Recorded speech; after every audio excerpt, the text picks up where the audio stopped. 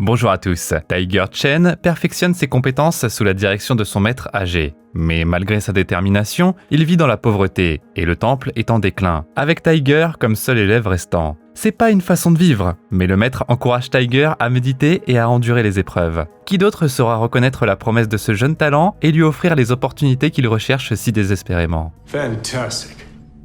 What?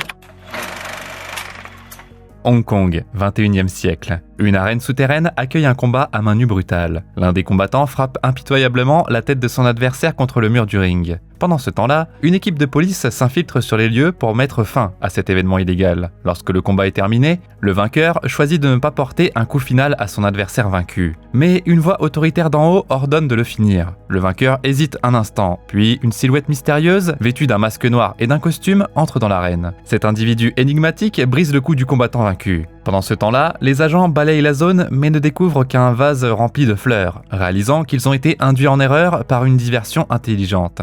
Détective Sun Jing n'est clairement pas contente. L'homme masqué retourne au QG, dévoilant enfin son visage. Il s'approche du vainqueur et exprime sa déception, écartant toute excuse. Sans hésitation, il tire un couteau et tue impitoyablement l'homme. Personne n'a de seconde chance dans cet endroit. You're not a warrior. You're a rat. Donaka Mark ordonne de trouver un nouveau combattant et s'éloigne rapidement dans sa Bugatti Veyron. Il s'avère que le combattant qui l'a tué était en fait un agent infiltré qui a demandé de l'aide à Sun Jing. De retour au poste de police, la détective tente de persuader ses supérieurs que Donaka est responsable de la disparition de son agent, mais sans preuve solide, l'affaire est classée. À Pékin, un gars nommé Tiger Chen se réveille tôt le matin et se dirige vers un vieux temple. Il est le dernier élève de Maître Yang, qui lui enseigne l'art martial du Tai Chi. Tiger est un guerrier habile, mais le maître n'est pas heureux avec lui. L'énergie Chi contrôle Tiger, pas l'inverse. En la canalisant, l'étudiant esquive la lance, et à la fin, l'attrape et la brise d'un coup puissant. Yang est impressionné, mais il souligne l'importance d'utiliser ce pouvoir avec prudence.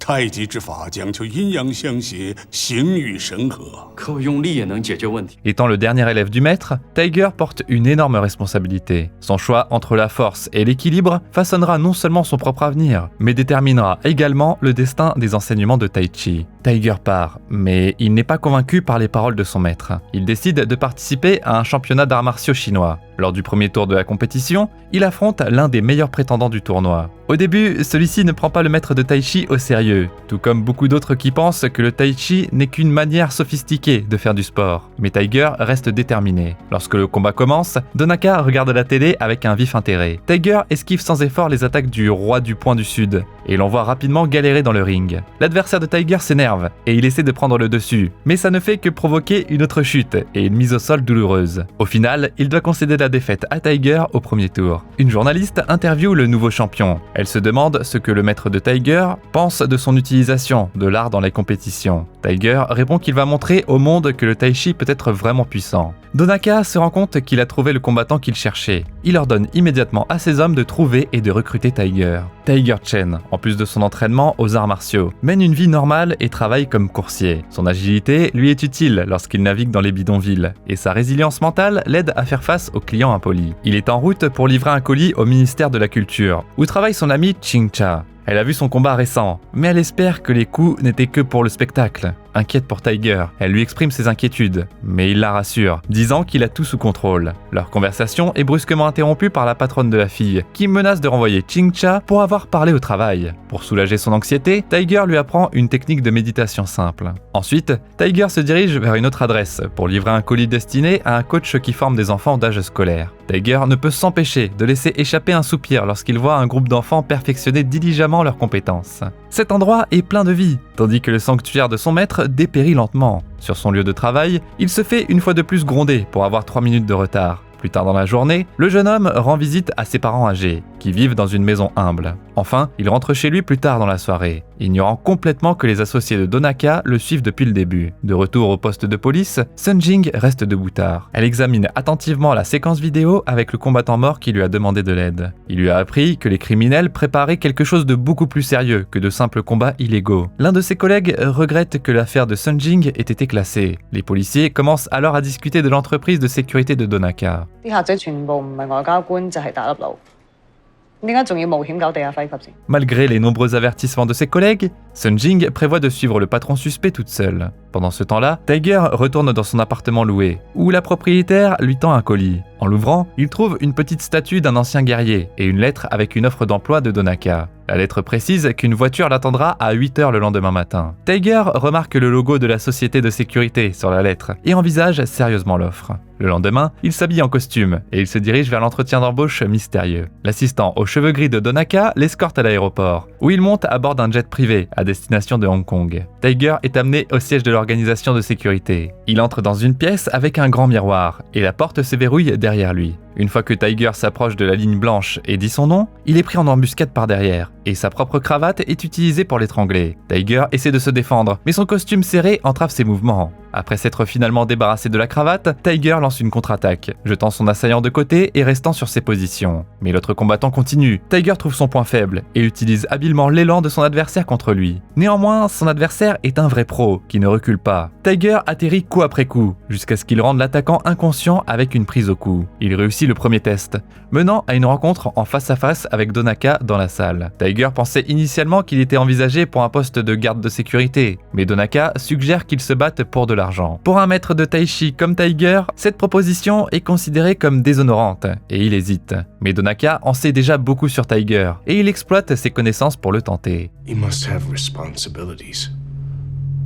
A master, parents, fight for them. Donaka assure à Tiger qu'il n'a rien à perdre. Il sera simplement renvoyé s'il est vaincu. Il ne le presse pas pour obtenir une réponse, et il lui donne le temps de réfléchir à l'offre. Tiger rentre chez lui sans problème et se rend au travail. Mais une fois de plus, il fait face à l'humiliation sur son lieu de travail pour les heures qu'il a manquées. Il parvient à livrer un autre colis, puis il reçoit un appel de Maître Yang. Rapidement, il se précipite sur le terrain du temple, où il voit des gens suspects. Maître Yang lui montre un document indiquant que le temple est considéré comme dangereux et pourrait s'effondrer à tout moment. À moins qu'ils n'agissent, ils seront obligés de partir dans un mois et l'endroit sera alors démoli. Déterminé à sauver le temple, Tiger cherche Chincha pour lui demander s'ils sont vraiment en danger. Elle confirme qu'un promoteur immobilier envisage de prendre leurs terres. En apprenant que le temple a une histoire de plus de 600 ans, elle réalise comment ils peuvent résister aux développeurs avides. Tiger décide d'enregistrer le bâtiment en tant que site du patrimoine culturel. Mais ils ont quand même besoin d'une somme d'argent importante pour les rénovations. Désespéré, Tiger appelle Donaka. Mr. Donaka Mark. Tiger! I'm interested. So am I. Sun Jing continue de suivre Donaka, et la présence de la détective n'échappe pas à l'attention de l'homme. Tiger monte dans une voiture noire et part pour Hong Kong, où il affronte son premier adversaire, un maître de judo qualifié. Après un bref échange de coups, Tiger donne un puissant coup de pied à la tête, assommant son adversaire. Ces combats se déroulent dans la pièce avec des miroirs, permettant à Tiger de jeter un coup d'œil sur lui-même et sur son adversaire tombé. Plus tard, alors qu'il est dans la voiture, il reçoit son premier paiement, qu'il utilise pour payer la rénovation du temple. Dans le combat suivant, Tiger fait face à un adversaire redoutable, un gars robuste à la peau sombre. Malgré la disparité des classes de poids, Tiger parvient à assommer son adversaire avec un coup de tête féroce. Il continue aussi de participer au tournoi officiel, dans l'espoir de prendre un jour des apprentis dans le temple récemment rénové. Parallèlement à ses activités de combat, Tiger travaille toujours comme livreur. Mais l'absence de règles de combat claires dans ses nouveaux combats déclenche une certaine cruauté en lui. Cette nouvelle impitoyabilité l'aide indéniablement dans les combats souterrains, mais elle commence également à affecter son comportement en dehors du ring. Il a du mal à freiner son agressivité, et il tente même d'achever un adversaire lors d'un tournoi sportif, ce qui incite l'arbitre à intervenir juste à temps pour empêcher Tiger d'être disqualifié. À chaque triomphe, les revenus de Tiger augmentent et il commence à se faire plaisir en achetant une machine à laver pour sa mère et une toute nouvelle voiture pour lui-même. Bientôt, Tiger fait face à un adversaire inhabituel, un ancien moine Shaolin qui absorbe l'impact de chaque coup porté par lui. Leur confrontation rappelle les premiers combats de Tiger, mais cette fois, c'est Tiger qui charge imprudemment vers l'avant. Face à un combattant inflexible et calme. Rien ne semble troubler le moine, ce qui fait que Tiger subit une grave luxation de l'épaule. Son adversaire profite de cette opportunité pour prendre le dessus, avançant agressivement. Tiger s'adapte en se défendant de manière plus stratégique, en jetant le moine sur son dos et en lui coupant le souffle. Pendant cette brève pause, Tiger remet son épaule disloquée, puis libère un barrage imparable de coups de poing sur le moine. Au final, Tiger jette le moine par-dessus lui-même, brisant un miroir qui cache une salle d'observation cachée.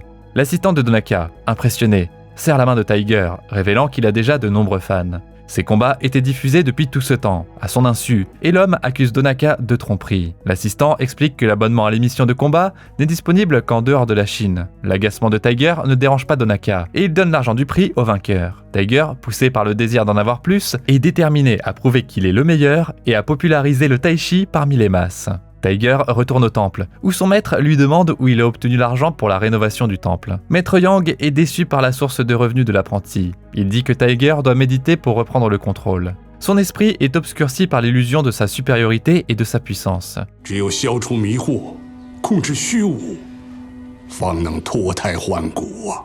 Mais Tiger n'écoute pas, il croit que le maître est déconnecté du monde réel, enseignant des choses qui n'ont aucune utilité pratique. Yang rétorque que Tiger ne peut pas utiliser ce qu'il n'a pas encore complètement maîtrisé. Mais la fierté de Tiger prend le dessus, et il se précipite dans son entraînement, convaincu qu'il ne s'est pas égaré. Tiger fait une autre apparition au tournoi, où il bat habilement un adversaire fort, laissant le public impressionné par sa victoire visiblement sans effort. Les commentateurs expliquent qu'il utilise le style doux à la dure. Donaka est ravi, et il continue de diffuser tous les combats de Tiger pour son public. Sun Jing apparaît intentionnellement devant la caméra pour provoquer Donaka. Mais ils ne se sont pas encore rencontrés en face à face. Le mois passe, et une fois de plus, le temple subit une inspection. Mais cette fois, le comité, qui comprend Ching-Cha, conclut que tous les problèmes précédemment identifiés ont été résolus. Les représentants de l'entreprise immobilière admettent leur défaite, mais promettent de revenir. Il est évident que ces personnes ont été envoyées par Donaka pour forcer Tiger à avoir une motivation supplémentaire pour gagner de l'argent. Maintenant, Donaka est au courant de la relation étroite entre Tiger et Ching-Cha. Tiger est constamment surveillé, même pendant le dîner avec ses parents. Le repas est interrompu par un appel urgent de Donaka,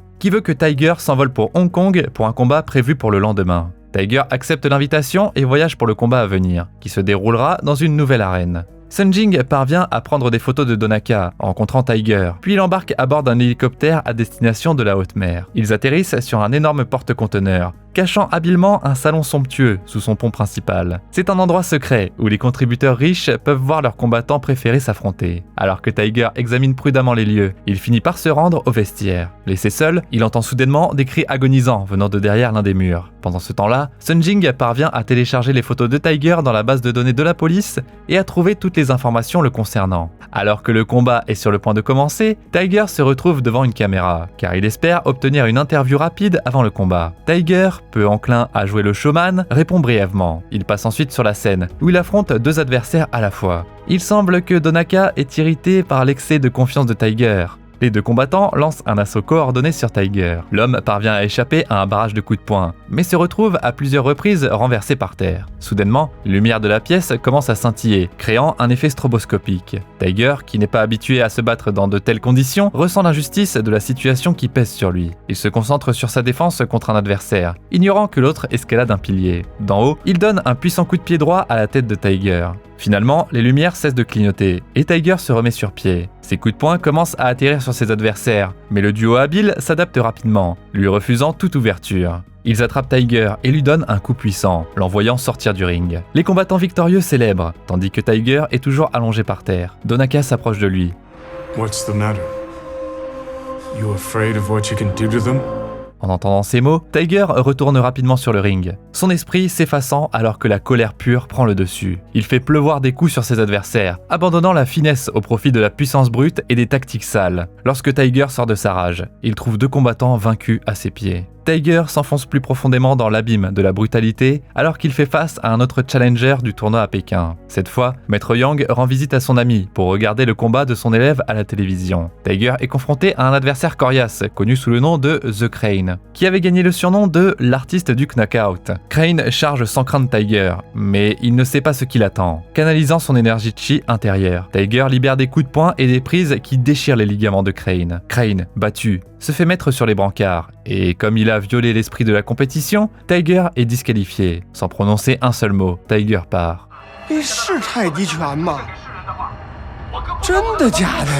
Maître Yang se rend compte que les choses vont très mal. Donaka, en revanche, célèbre son succès. Ensuite, Tiger arrive au temple et défie immédiatement son maître. Ce n'est pas seulement un sparring régulier, c'est un véritable combat. Le maître est bien préparé et il repousse toutes les attaques de son élève. Ses mouvements sont doux et gracieux, comme une douce brise. Il dévie habilement les frappes de Tiger avec des mouvements délicats et des touches douces. La confrontation se termine avec Yang déclenchant une puissante rafale de vent de sa main, envoyant Tiger voler. Malgré ça, l'élève reste réticent à méditer. Le maître reconnaît ses progrès, mais l'avertit. 但是如果少了静思冥想的指引，最终只会毁灭你自身啊！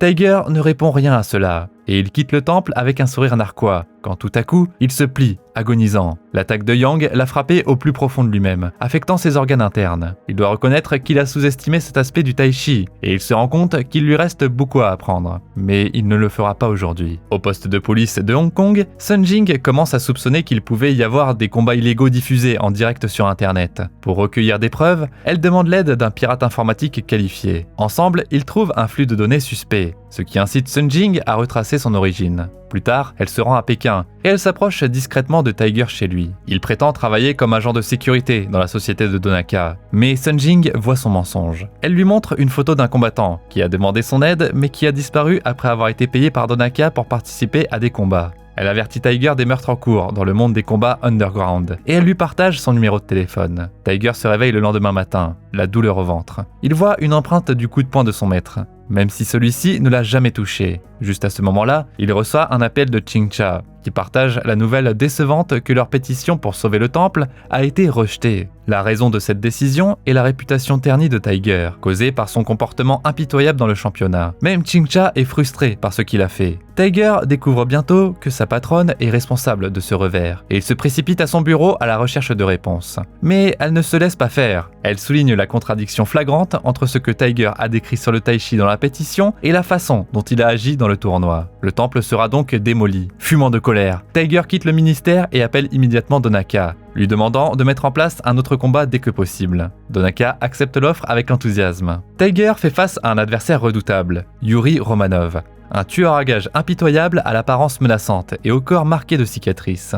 Mais Tiger ne prête aucune attention à ces détails, et il charge tête baissée dans la bagarre, griffant les yeux du poids lourd avec une détermination féroce. Il renverse son adversaire et le frappe sauvagement par terre. Donaka insiste pour finir Yuri devant le public, et Tiger le fait presque avant de reprendre ses esprits, au dernier moment. Donaka entre dans l'arène et fait l'acte lui-même. À ce moment-là, la police identifie l'emplacement de l'arène. Sun Jing s'y précipite. Donaka entre dans les vestiaires pour voir Tiger. Les mains du gars sont toujours couvertes de sang.